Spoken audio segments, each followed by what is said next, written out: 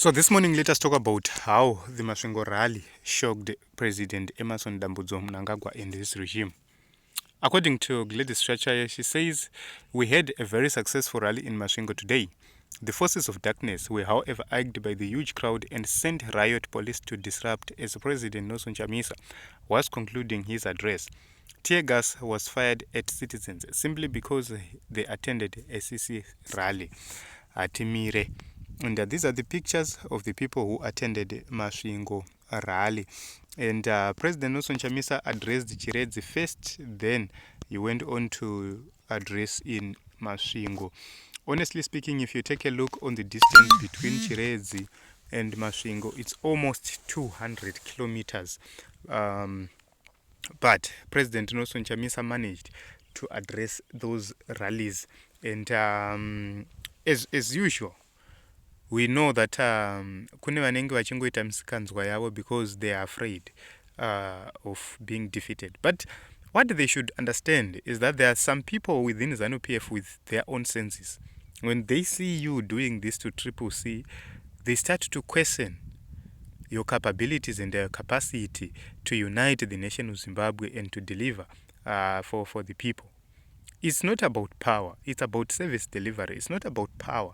It's about building a better country for the future generations, leaving this country better for the future generations, making sure that everybody who is living in this country has dignity.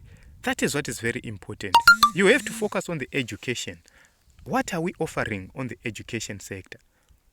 What is it there? Are we developing people with capabilities to develop Zimbabwe? Go to the health sector. Our people are in pain. You have to look on all those issues. The issue of the health sector is not about saving lives only. It's about reducing the pain people are going through. A person living with cancer does have a lot of pain in his or her body. That person needs medication constantly to reduce that pain. So you will see that the importance of the health sector is not only to save lives, but also to reduce pain in the people. So you will see that there are a lot of issues which must be addressed. There's a lot to address. Go to the issue of currency. There are people who are benefiting from the bad currency policies you have. The Zimbabwean dollar has caused a lot of untold suffering to the people of Zimbabwe because they will need to access RTGS, they will need to have US dollars. Who is been benefiting? The intermediary who is there, makorokoza enyu emari, ndio ari kubenefit. Go to the issue yema taxes. Who is being taxed? The poor. Who is being relieved from taxes? The rich. All those issues. You are not addressing all those issues, but you are busy fighting with Nelson Chamisa. Pese pamaenda, Chamisa this, Chamisa that. Azoitonge nyika, azoita mdiki, azodai.